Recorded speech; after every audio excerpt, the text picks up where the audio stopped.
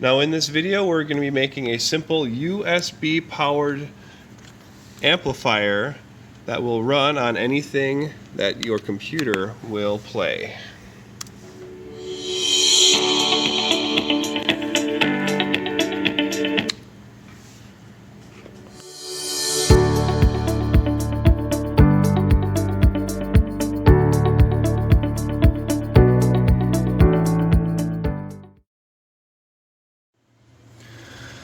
Hi, now in this video we're going to be taking this little amplifier chip and using it to make a amplifying box that you can plug into something else.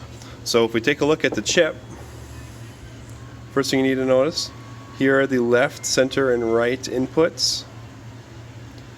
We need a 5-volt input here. Then there's 2 outs, left out, right out. So we'll need 2 speakers coming out of this side, an input jack, and a 5-volt power supply. This will work all the way down to 3 volts. So your choices for power supplies are a USB. Now a USB cable supplies 5 volts through the black and red wires within it. So a USB cable will give you 5 volts out of a Chromebook, for example, or this will give you 3 volts from 2 AA batteries. So either of these will work if you want it to be battery powered.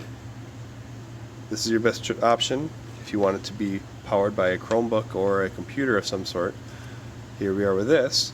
Now, should note, I have this ready to go before I'm going to be taking this out and trying anything with it.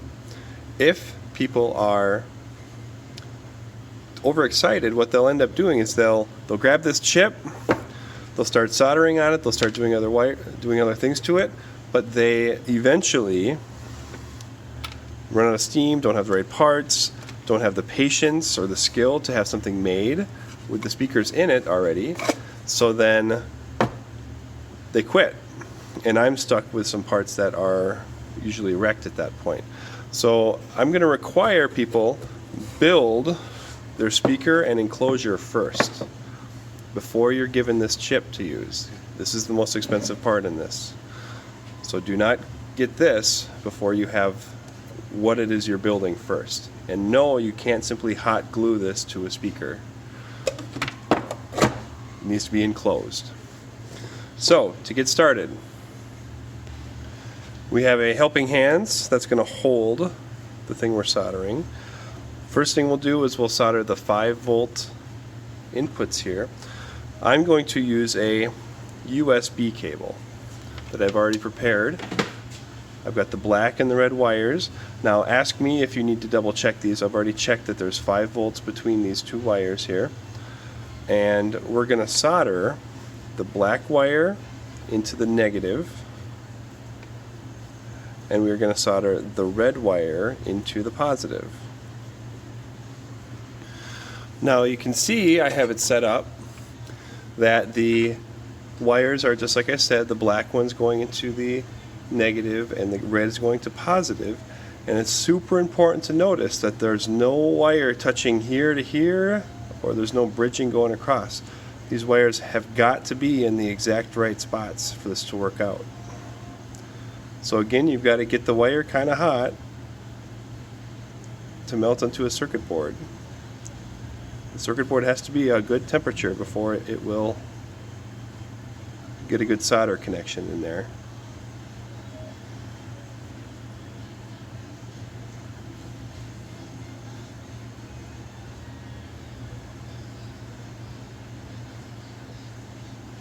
Not trying to put too much because metal cannot connect between the 2 sides of these connections here.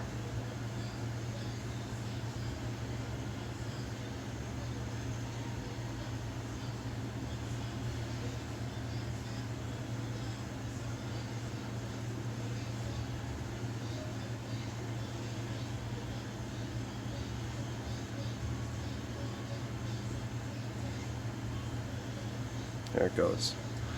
Once you start seeing the solder melting onto the board, that's when you're done.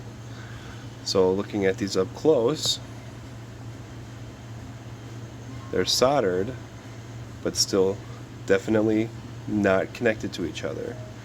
Now I'm going to trim these wires so that they have no chance of touching each other. Now there they are trimmed.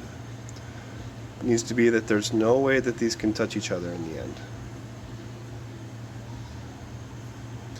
Now the next step, we're going to connect the input, left and center and right inputs, and I'm going to use an old headphone to get the wires that we need for an input. So I've got the old headphone jack. I'll cut it out pretty long. Now inside of here are the wires that we need once it's stripped. So here it is while it's stripped.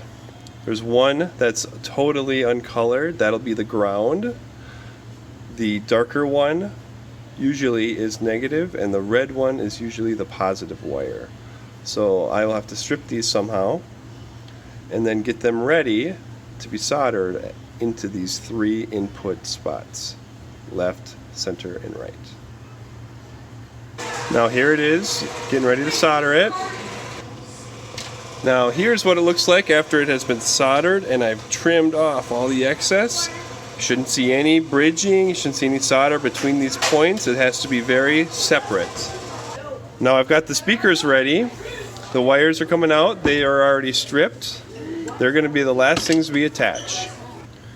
Now you can see on the board there is a right in, plus minus, and a left, a right out and a left out with the plus and a minus sitting. Now just like before, I'm going to insert these in, get some neat solder joints on the board, and then lastly I will trim off the excess. Now here's what it looks like when it's finished being soldered. Hard to see, but there are 4 joints here and they are not at all touching or bridging each other. If you check underneath, you need to double check that there are no wires sticking out or anything bridging across these connections. So here is our finished setup. All the connections are soldered on here. Now the first time we plug it in, I've got this tester that's going to help us see if it's shorting out or doing something bad. I plug it in and it's showing nothing right now. Okay.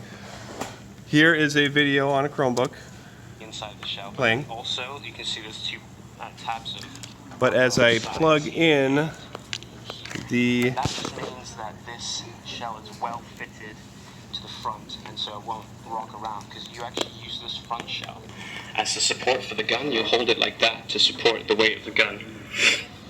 So I found that it was rocking around a bit, so I used some Velcro to make sure it's well fitted. These mandibles are actually super glued on. Works great.